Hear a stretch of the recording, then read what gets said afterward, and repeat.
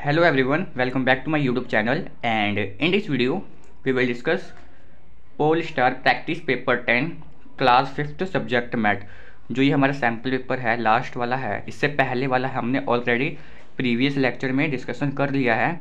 अभी तक आपने उसको देखा नहीं है, मैं डिस्क्रिप्शन बॉक्स में उसका लिंक दे दूंगा, आप वहाँ पे जाके देख सकते हो। ठीक है, तो जो आपका जो टोटल मार्क्स है एग्ज़ाम का 80 मार्क्स का आएगा।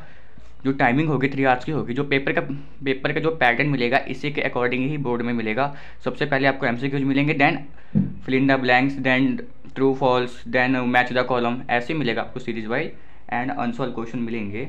तो करना क्या है ना, सबसे पहले आपको एमसीक्यूज तो आनी चाहिए, क्योंकि एमसीक्यूज ही हाई स्कोरिंग मार्क्स का है। टोटल 40 मार्क्स का है। जो 20 आएंगे, ईच क्वेश्चन होंगे 2 मार्क्स के। टोटल आपके जो 40 मार्क्स के हो गए एमसीक्यूज हो गए। ठीक है, तो एमसीक्यूज को मिस नहीं करना है। जो एमसीक्यूज की सीरीज है, मैंने आपको पहले ही बोला था कि हम 6 to 10 जो एमसीक्यूज हैं वो हम अनसॉल्व क्वेश्चन डिस्कशन करने के बाद ही करेंगे।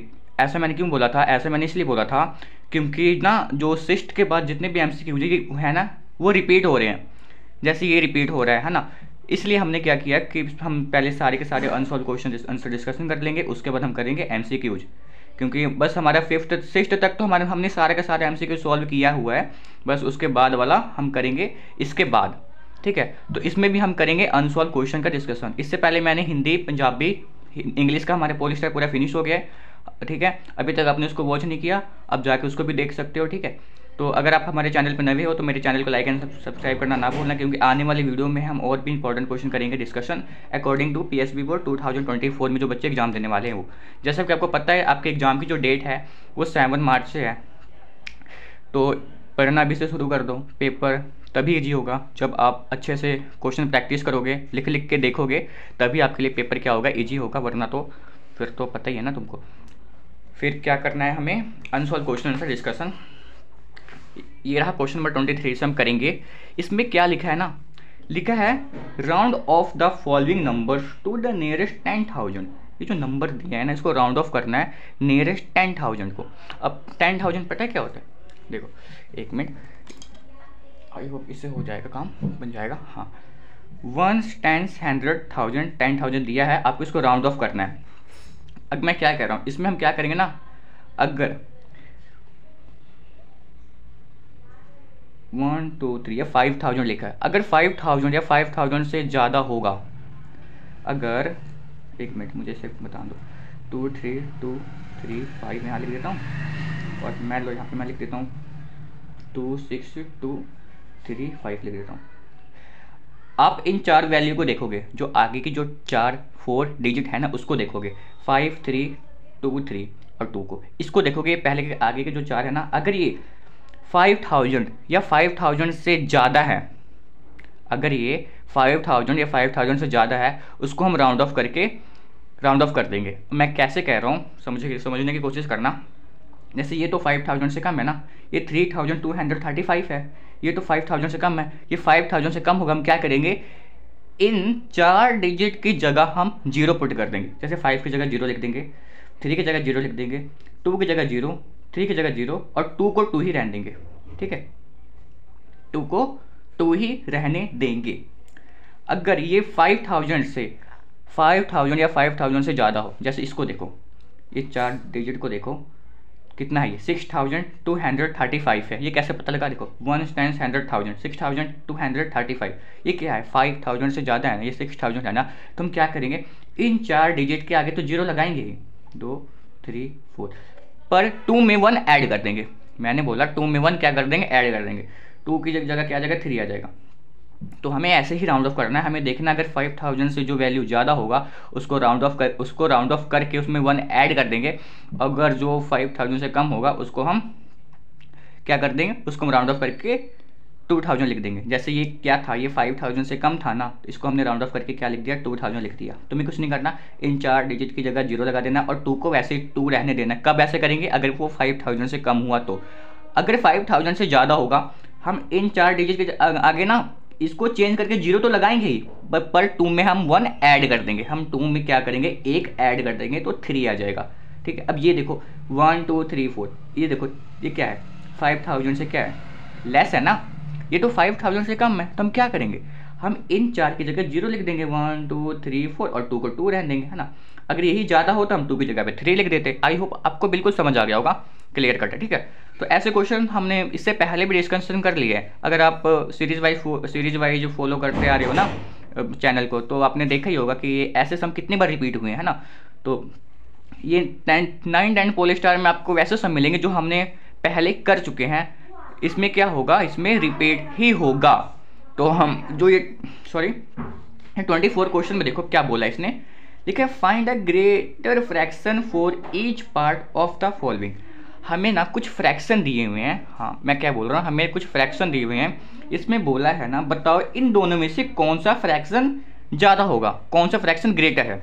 हमेशा ध्यान रखें, मैंने पहले भी बताया था, जिसका अगर फ्रैक्शन मान लो ऊपर वाली वैल्यू को हम क्या बोलते हैं, न्यूमरेटर, नीचे वाली वैल्यू को बोलते हैं क्या, डिनोमिनेटर, ठीक है। अगर न्यूमरेटर सेम हो तो डिनोमिनेटर में हम वो वैल्यू देखेंगे, मैंने बोला अगर न्यूमरेटर सेम है डिनोमिनेटर में हम वो वाली वैल्यू देखेंगे जिसकी वैल्यू छोटी वो सबसे बड़ा, जिसकी वैल्यू छोटी वो सबसे बड़ा। तो देखो 5 छोटा है कि 3 छोटा है, 3 छोटा है ना, तो इस सबसे तो क्या आ जाएगा, 3 ग्रेटर आ जाएगा एज कम्पेयर टू 5। पर इसको हम लिखेंगे कैसे, बात होता है इसको लिखेंगे कैसे, इसको हम लिखेंगे कुछ ऐसे, लिखे the numerator of the following the fraction are equal. अगर जो न्यूमरेटर का जो फ्रैक्शन इक्वल है, so the fraction whose denominator is smaller will be greater. जिसका डिनोमिनेटर छोटा होगा वो फ्रैक्शन क्या होगा, बड़ा होगा, है ना। तो हैंस 2/3 इज ग्रेटर देन 2/5। 2/3 क्या आ गया, ग्रेटर आ गया एज कम्पेयर टू 3/5। अब सेकंड क्वेश्चन देखो, ये भी वैसी है ना, ऐसे ही है 7/9 एंड 7/12। इसमें भी क्या है, न्यूमरेटर क्या है, सेम है, तो हम डिनोमिनेटर वो देखेंगे जो सबसे छोटा वो सबसे बड़ा, जो सबसे छोटा होगा उसकी वैल्यू सबसे ग्रेटर होगी। तो the numerator of the both the fraction are equal, ठीक है। So the fraction whose denominator is smaller will be greater. जिसका डिनोमिनेटर क्या होगा, छोटा होगा, वो वैल्यू क्या होगी, सबसे बड़ी होगी। तो 7/9 इज ग्रेटर देन 7/12। अगर ऐसा क्वेश्चन आपको देखने को मिल जाए, अगर जो डिनोमिनेटर सेम आ गया और न्यूमरेटर छोटा बड़ा आ गया, तो क्या करेंगे, वैसे हम क्या करेंगे, तो हम देखेंगे जिसका न्यूमरेटर बड़ा वो वैल्यू बड़ी, जिसका न्यूमरेटर ज़्यादा होगा वो वैल्यू क्या होगी, ग्रेटर होगी। तो कैसे करेंगे इसको, the denominator of both the fraction are equal, okay. So the fraction are equal, repeat हो गया, so the fraction whose numerator is greater will be greater. जिसका न्यूमरेटर ग्रेटर होगा वो वैल्यू क्या होगी, ग्रेटर होगी। तो देखो न्यूमरेटर किसका ज़्यादा है, ये 7 ज़्यादा है ना एज कम्पेयर टू 4, तो क्या होगा 7/9 क्या होगा, ग्रेटर होगा एज कम्पेयर टू 4/9 से। तो क्या आ जाएगा 7/9 इज ग्रेटर। ये मैंने अपनी ओर से कराया ताकि आपको समझ आ जाए कि अगर न्यूमरेटर वाले केस आ गया तो हम कैसे करेंगे, है ना। न्यूमरेटर वाला हम केस वैसे सॉल्व करेंगे, अगर जिसका डिनोमिनेटर सेम होगा तो हम न्यूमरेटर से चेक करेंगे, जिसका न्यूमरेटर बड़ा वो वैल्यू बड़ी, ठीक है, जिसका न्यूमरेटर बड़ा वो वैल्यू बड़ी। ऐसा कब होगा, जब डिनोमिनेटर सेम होगा। ऐसा कब होगा, जब डिनोमिनेटर सेम होगा, तो हम देखेंगे जिसका न्यूमरेटर बड़ा वो वैल्यू बड़ी है, ठीक है। और इस वाले केस में तो आप समझ गए होंगे ना, जिसका न्यूमरेटर सेम, इसमें देखो ऊपर वाली वैल्यू सेम है तो हम नीचे वाली से कंपेयर कर लेंगे, जिसका नीचे वाला ज़्यादा वो वैल्यू बड़ी, सॉरी जिसका नीचे वाला छोटा होगा ना, 9 छोटा है तो ये वैल्यू बड़ी हो जाएगी, है ना। आई होप आपको समझ आ गया होगा।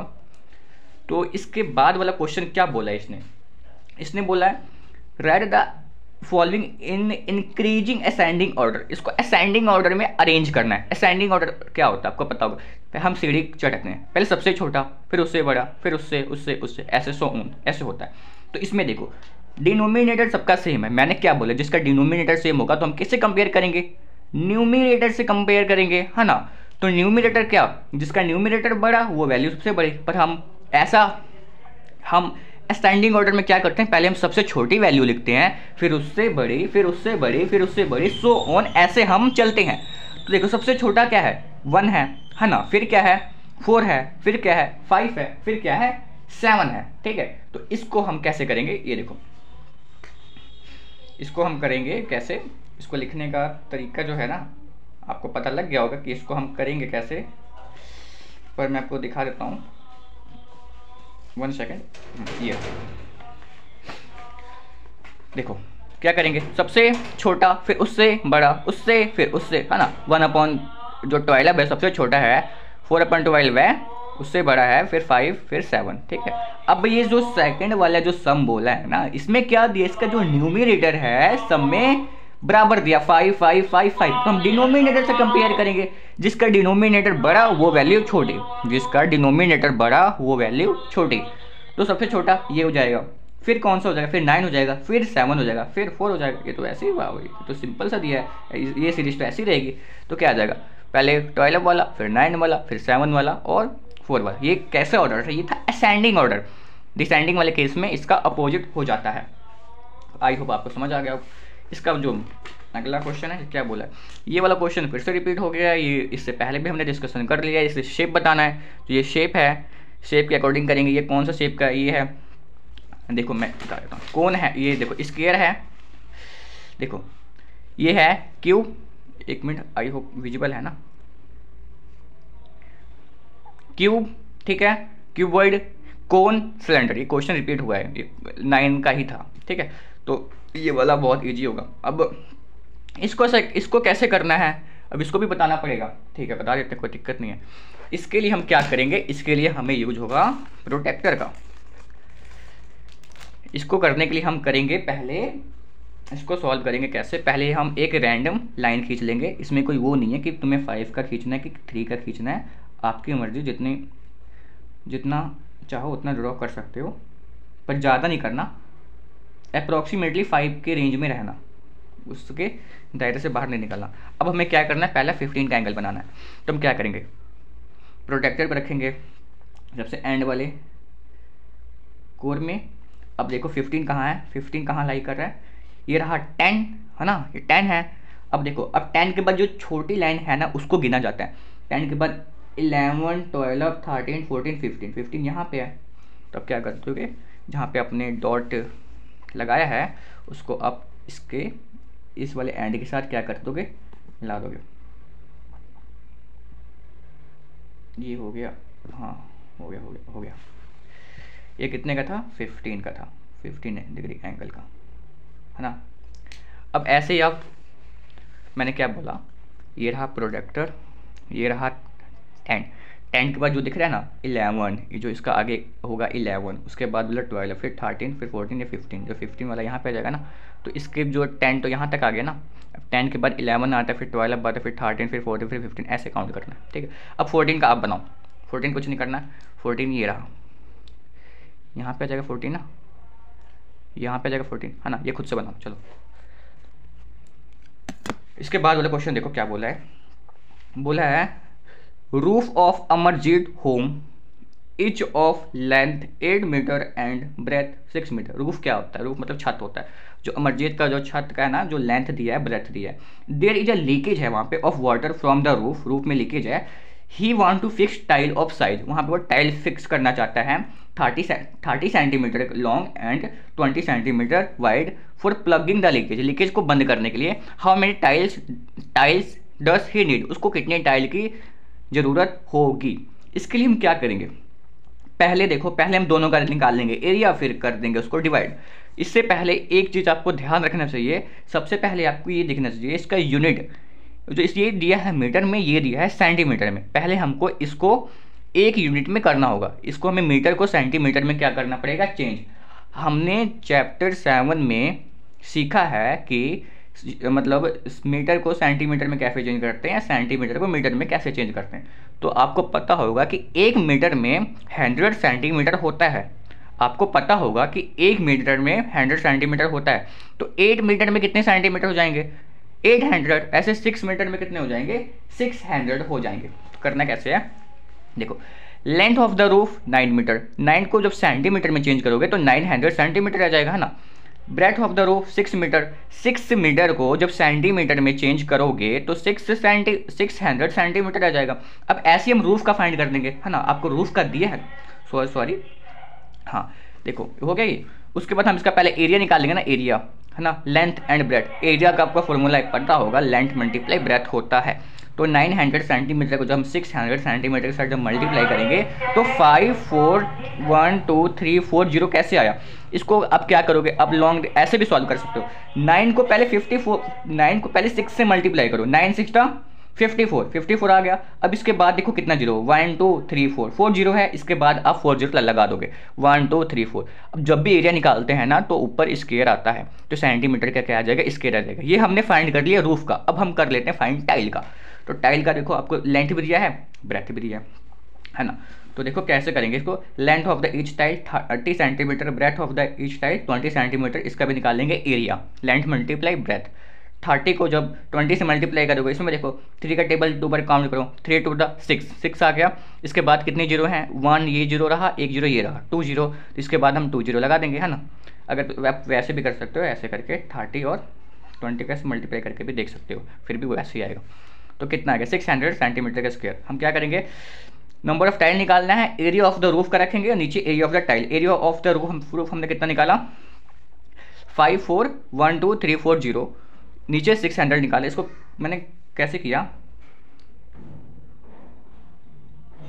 4 6 1 0 से 1 0 कैंसिल, है ना। फिर 1 0 से भी 0 कैंसिल। अब 6 के टेबल पे 54 9 बार पे आता है ना, 6 9 दा 54। हम क्या, मैंने क्या किया, फिर 9 लिखा, 9 के बाद कितना जीरो रह गया, 1 2 जीरो रह गया, इसके बाद 2 जीरो आ गया। तो कितना आ जाएगा, 900 आ जाएगा। ठीक है, तो ये क्वेश्चन आपको समझ आ गया होगा। इसके बाद क्वेश्चन नंबर जो 27 दिया है ना, इसने बोला है the following 2 bar graph represent the maximum temperature of 4 cities in 2 different days. आपको 2 डिफरेंट, देखो एक जून का एक दिसंबर का आपका क्या टेम्परेचर शो हो रहा है डिफरेंट सिटी का, एक दिल्ली, शिमला, बेंगलुरु एंड ये कौन सा लिखा है, जैसलमर, हाँ जैसलमर, ठीक है, विजिबल नहीं ढंग से, हाँ जैसलमर है, ठीक है। 4 सिटी, दिल्ली, शिमला, बेंगलुरु, ये लिखा है जैसलमर, ठीक है। आपको ये दिया है, आप क्वेश्चन पूछेगा आंसर द फॉलोइंग एबो बार ग्राफ दिया है सिटी, आपको इसमें से क्वेश्चन पूछेगा, लिखा है ना पहले, which city is the hottest on 1 जून। 1 जून को सबसे गर्म सिटी कौन सा था, गर्मी वाला। तो पहले देखो 1 जून ये रहा। अब देखो सबसे हाई टेम्परेचर जहाँ होगा वहाँ पे सबसे ज़्यादा गर्मी होगी, है ना। तो ये कहाँ पे, ये 38 में ना सबसे ज़्यादा गर्मी है, 38 डिग्री सेल्सियस है, सबसे ज़्यादा गर्मी है जैसलमर में। तो क्या आ जाएगा, जैसलमर आ जाएगा, ठीक है। इसका पहले का आंसर क्या आ जाएगा, जैसलमर आ जाएगा। इसके बाद इसने क्या बोला है, इसके बाद इसने बोला है, देखो ध्यान से, which city is the coldest on December 1। सबसे ठंडी सिटी बतानी है दिसंबर में, है ना, 1 दिसंबर को। अब दिसंबर पे आ जाओ, ये रहा दिसंबर, सबसे ठंडा सिटी कौन सा, शिमला है ना। शिमला का देखो 10 डिग्री सेल्सियस है, बाकी सब इससे ज़्यादा है, तो शिमला कौन सा है, सबसे ठंडा आ जाएगा। तो क्या आ जाएगा, शिमला आ जाएगा। What is the difference in Delhi temperature on June 1 and December 1। What is the difference in Delhi temperature on June 1 and December 1। हमें क्या करना है, हमें दिल्ली का फाइंड करना है। हमें जून में देखना है दिल्ली का टेम्परेचर और दिसंबर 1 में देखना है दिल्ली का टेम्परेचर, और दोनों को कर देना है माइनस। डिफरेंस मतलब क्या होता है, माइनस होता है। तो देखो जो जून में था 33 था दिल्ली का टेम्परेचर, और दिसंबर में था 23 था। जून में था 33, दिसंबर में था 23। तो क्या कर देंगे, 33 में से 23 को माइनस कर देंगे तो 10 आ जाएगा, है ना, 10 डिग्री सेल्सियस उसका डिफरेंस आ गया। इसके बाद बोला है what is the difference in Shimla temperature on June and December. अब शिमला की बारी, अब शिमला में देख लो जून और दिसंबर का। शिमला में जो जून में था वो 22 डिग्री सेल्सियस था, जो दिसंबर में था वो कितना था, वो 10 डिग्री सेल्सियस था। जब 22 में से 10 को माइनस करोगे तो आ जाएगा 12 डिग्री सेल्सियस। तो क्या आ जाएगा, 12 डिग्री सेल्सियस। 12 आ गया, 12, हाँ 12 आ गया। 22 में से जब 10 को माइनस करोगे तो 12 आ जाएगा। Which city has lowest change in temperature on June 1 and December 1। अब देखना कौन सा सिटी ना चेंज तो कर रहा है पर लोवेस्ट कम चेंज कर रहा है, वो सिटी कौन सा है। अब देखो मैं एक एक करके कंपेयर करूंगा। देखो दिल्ली, देखो दिल्ली ना यहाँ पे 33 है और यहाँ पे 23। देखो इनके बीच का गैप तो थोड़ा ज़्यादा हो गया। अब 22 से ये 10 की ओर ज़्यादा है, इसके भी जो दोनों का गैप थोड़ा ज़्यादा हो गया। अब ये देखो जो बेंगलुरु है ना, ये 28 से 24, इसके बीच का जो गैप है खाली 4 डिग्री सेल्सियस का है। इसका 38 से 25, इसका भी जो गैप है ना ये ज़्यादा है। तो जब गैप देखोगे ना, जो सबसे कम गैप आएगा ना, सबसे कम गैप आएगा वो आएगा आपको बेंगलुरु का, ठीक है। इन दोनों का बीच का गैप अभी हमने किया था ना अब इन दोनों के बीच का गैप तो 12 आ गया। सबसे जो कम गैप है तो वो किस में आ रहा है, वो बेंगलुरु में आ रहा है, जो कि 28 से 24 की ओर शिफ्ट हो रहा है। तो इन दोनों का बीच का जो डिफरेंसेस है, गैप है 4 है। बाकी सबको माइनस करके देखो, सबसे कम आएगा वो आएगा बेंगलुरु का, है ना। तो इसका क्या आ जाएगा, बेंगलुरु को आ जाएगा। ठीक है, आई होप आपको ये क्वेश्चन समझ आ गया होगा। ये जो इसी में तो आपके नंबर पक्के होते हैं। यही तो जो पार्ट है सबसे ईजी होता है, इसमें आपको नंबर मिल जाता है। अगर आपको कोई बात नहीं 2-3 भी आते होंगे फिर भी आपको 3 नंबर तो मिल जाएगा। और इन सब क्वेश्चन में क्या होता है, अगर आपको नहीं आता फिर तो गया। अगर मैं एक बात बता रहा हूँ, अगर आपको अगर पेपर में कुछ ऐसा टाइप का क्वेश्चन आता है, अगर आपको नहीं भी आता तो आपने फॉर्मूला लिख के आना है, फॉर्मूला आपने लिख के आना है, उसके भी मार्क्स मिल जाते हैं। अगर आपको फॉर्मूला याद है वो भी लिख के आ जाओगे फिर भी आपको 1 या 2 नंबर मिल जाएगा। पर क्वेश्चन कोई भी छोड़ के नहीं आना, ठीक है, क्वेश्चन कोई भी छोड़ के नहीं आना। अब हमारा जो इसके बाद का करेंगे हम ईवीएस का पोलिस्टर डिस्कशन 7, 8, 9। जो बच्चे कह रहे थे ना कि इसको सॉल्व करा दो, मैंने सच 8, 9, 10 जो रह गया था उसको हम कर लेंगे सॉल्व। उसके बाद हम इसका सारे का सारा एमसीक्यूज कर लेंगे डिस्कशन। ठीक है, तो सो थैंक यू बच्चों, thank you for watching this video. मिलते हैं इसके नेक्स्ट वीडियो में ईवीएस के साथ। So thank you.